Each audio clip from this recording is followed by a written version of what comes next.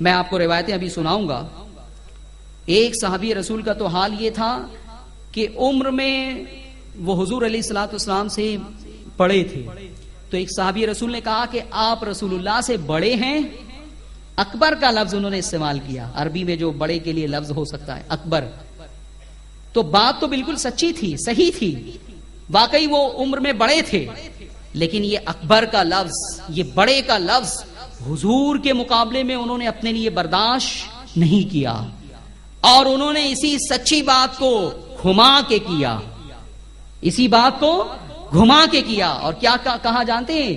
نہیں نہیں, بڑے تو رسول اکرم صلی اللہ علیہ وسلم ہی ہیں, البتہ عمر میری زیادہ ہے, عمر میری زیادہ ہے. اس لفظ کو بھی برداشت نہیں کیا, بڑے کے لفظ کو.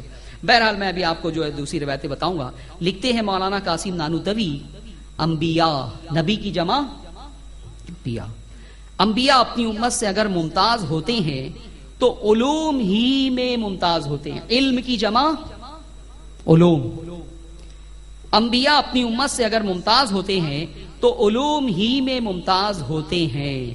باقی رہا عمل, اس میں بسا اوقات بظاہر امتی مساوی ہو جاتے ہیں بلکہ بڑھ جاتے ہیں. کوئی ڈیفیکلٹی ہے اس کو سمجھنے میں؟ بولیے. نہیں. مولانا قاسم نانوتوی یہ کہہ رہے ہیں کہ علوم میں, علم میں نبی امتی سے ممتاز ہوتا ہے, اعلیٰ ہوتا ہے, افضل ہوتا ہے, لیکن عمل میں وہ یہ خصوصیت ماننے کے لیے تیار نہیں ہے. اس کا انہوں نے انکار کیا یہاں پہ, اور کہا کہ عمل میں جو ہے وہ دو باتیں پاسبل ہے. ایک تو یہ کہ نبی سے برابر ہو جائیں, اکول ہو جائیں, اور دوسری بات یہ کہ وہ پڑھ بھی جائیں. اب دیوبندی کہتے ہیں کہ یہاں بظاہر کا لفظ تو موجود ہے, اس سے کیا فرق پڑتا ہے. وہ میں کہتا ہوں بظاہر کی کوئی صورت تم پیش کر کے بتا دو. اور یہاں یہ جو لفظ ہے نا, علوم ہی میں ممتاز ہوتے ہیں, یہ ہی کا لفظ اس نے حصر کر دیا. باقی جو دوسری عبارت تھی وہ نہیں آتی, تب بھی یہ بات صاف ہو جاتی کہ مولانا قاسم نانوتوی صرف علوم ہی میں ممتاز مانتے ہیں, باقی اور کسی وصف میں ممتاز نہیں مانتے.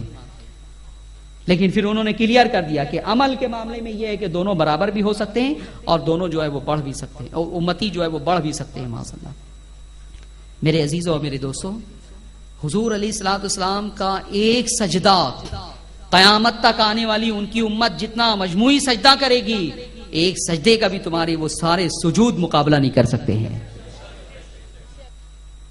صحابہ کے بارے میں حضور علیہ الصلوۃ والسلام کی ایک روایت میں آپ کو بتا دوں کہ حضور علیہ الصلوۃ والسلام نے اپنے صحابہ کی تعریف اور توصیف کرتے ہوئے فرمایا کہ میرا کوئی صحابی ایک مٹھی جو اگر اللہ کی راہ میں خیرات کرے اور کوئی دوسرا شخص ایک سونے کا پہاڑ خیرات کر دے, تو سن لو وہ ایک مٹھی جو خیرات کر دینے کی بنیاد پر صحابی کو اللہ کی بارگاہ سے جو اجر ملے گا, جو صلہ ملے گا, یہ ایک سونے کا پہاڑ خیرات کر دینا اس کے برابر ہو ہی نہیں سکتا ہے. آج اگر تمہارے پاس سونے کا پہاڑ ہو, سونا نہیں سونے کا پہاڑ جس کی ویلو کئی کروڑ ڈالر ہوگی, لیکن سن لو وہ کئی کروڑ ڈالر کا پہاڑ بھی اگر تم جو ہے اللہ کی راہ میں خیرات کر دو, تو صدیق اکبر نے اپنے دور میں اگر ایک مٹھی جو خیرات کی ہوگی تو اللہ کی بارگاہ سے صدیق اکبر کو جو اجر ملا ہوگا, جو ثواب ملا ہوگا, یہ کروڑوں ڈالر کا پہاڑ سونے کا خیرات کر کے بھی تم جو ہے اس کے برابر نہیں عمل اجر پا سکتی. یہ صحابہ کا مقام ہے. سیدنا غوث پاک رضی اللہ تعالیٰ عنہ عاجزی اور انکساری کرتے ہوئے فرماتے ہیں کہ کسی صحابی رسول کے گھوڑے کی نال پہ جو دھول بیٹھتی ہے میں اس دھول کے بھی برابر نہیں ہوں. اور یہاں نبی سے برابری کی بات کی جا رہی ہے. سن لو, علماء نے, فقہاء نے یہ فیصلہ کر دیا ہے کہ نبی سے برابری کا تصور اسلام میں کفر ہے. کیا تم نے وہ روایت نہیں سنی حضرت عثمان غنی رضی اللہ تعالیٰ عنہ کی؟ جب وہ خلیفہ بنائے گئے تو ممبر پر آئے خطبہ دینے کے لیے. 3 زینے تھے ممبر کے, سب سے اوپر والے زینے پر آقا علیہ الصلوۃ والسلام بیٹھ کے خطبہ دیا کرتے تھے. جب صدیق اکبر کا زمانہ آیا تو ادب اور احترام کے تقاضے کے تحت صدیق اکبر نے اس نشست کو چھوڑ دیا, نیچے بیٹھنے لگے. جب حضرت عمر خلیفہ ہوئے تو انہوں نے رسول اللہ کی نشست کو بھی چھوڑ دیا، صدیق اکبر کی نشست کی بھی تعظیم کی، اسے بھی چھوڑ دیا، تیسرے زینے پر بیٹھنے لگے۔ جب حضرت عثمان غنی کا دور آیا تو آپ نے ایک حیرت ناک عمل کیا، رسول اکرم صلی اللہ علیہ وسلم کی نشست پہ جا کے بیٹھ گئے۔ لوگوں نے پوچھا، اے عثمان تم نے یہ کیا کیا؟ ہم نے اپنی آنکھوں سے صدیق اکبر کو دیکھا ہے کہ انہوں نے اس نشست کو چھوڑ دیا تھا ادب اور احترام کے تقاضے کے تحت۔ حضرت عمر کا حال یہ تھا کہ انہوں نے رسول اللہ کی نشست کی بھی تعظیم کی اور صدیق اکبر کی نشست کی بھی تعظیم کی، نیچے بیٹھنے لگے۔ تم نے جو ہے وہ اس نشست کو اختیار کر لیا۔ شیخین نے ادب اور احترام کے تحت جسے ترک کر دیا تھا، چھوڑ دیا تھا۔ حضرت عثمان غنی نے جو جواب دیا وہ اس عقیدے کی بھرپور تردید ہے۔ آپ نے فرمایا کہ لوگوں، میں صدیق اکبر کی نشست پر اگر بیٹھتا تو لوگ یہ گمان کرتے کہ عثمان اپنے آپ کو صدیق اکبر کے برابر سمجھتے ہیں، میں اگر عمر کی نشست پر بیٹھتا تو لوگ یہ گمان کرتے کہ عثمان اپنے آپ کو عمر کے برابر سمجھتے ہیں۔ اس لیے میں نے ایک ایسی ذات کی نشست کا انتخاب کیا ہے جس کے بارے میں کوئی سوچ ہی نہیں سکتا ہے کہ عثمان اپنے آپ کو رسول اللہ کے برابر سمجھتے ہیں۔ نعرہ تکبیر، نعرہ رسالت، علماء اہل سنت، پیغام اتحاد کانفرنس، نعرہ تکبیر، نعرہ رسالت، علماء اہل سنت، مسلک اعلی حضرت، مسلک اعلی حضرت، نعرہ تکبیر، نعرہ رسالت۔ تو بہرحال مولانا قاسم نانوتوی نے جو لکھا ہے، تمہارا یہی عقیدہ ہے؟ بولو، زور سے بولو، یہ اسلام کے خلاف ہے یا نہیں عقیدہ؟ نہیں مانتے علماء دیوبند، کیسے ہم ان کو منوائیں؟ اگر مان لیتے تو یہ اختلاف نہیں ہوتا، جس کی آگ میں تم جل رہے ہو وہ توبہ کر لیں تو یہ اختلاف ختم ہو جائے، لیکن وہ کہتے ہیں نہیں کچھ نہیں ہوتا، اس سے بظاہر کا لفظ ہے نا، ختم ہو گئی ساری بات۔ میرے عزیزوں، میرے دوستوں، یہ کتاب ہے میرے ہاتھ میں، تذکرۃ الرشید، 3 مولانا، یہ ایک تو قاسم نانوتوی، ایک مولانا رشید احمد گنگوہی، ایک مولانا اشرف علی تھانوی، یہ تینوں پیشوا ہیں، یہ تینوں مقتدا ہیں۔ دیوبندی ان کو اتنا مانتے ہیں، اتنا مانتے ہیں کہ صرف مولانا رشید احمد گنگوہی کا جب نام لکھا گیا اس کتاب میں، یہ ان کی سوانح عمری ہے، صرف نام لکھا گیا تو 3 لائن میں ان کا جو ہے وہ نام لکھا گیا۔ فضیلت کا، عظمت کا کوئی ایسا ٹائٹل نہ تھا جسے ان کے نام کے ساتھ لگا نہ دیا گیا ہو۔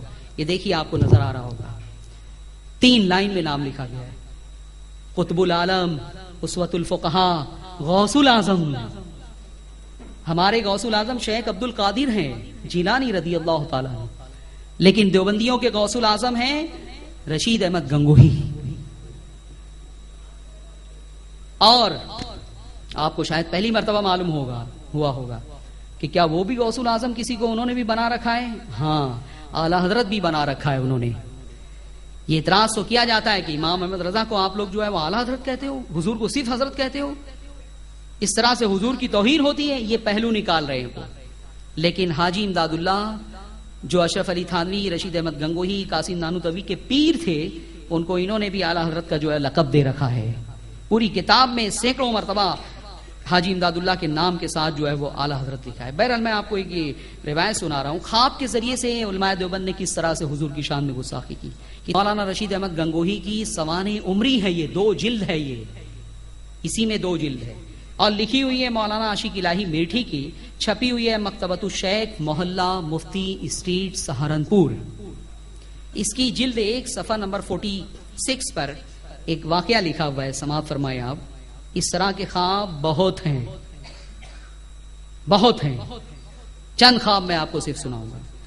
ایک دن اعلیٰ حضرت نے خواب دیکھا، کون اعلیٰ حضرت سمجھ گئے یا نہیں؟ سمجھ گئے کہ کنفیوژن ہے؟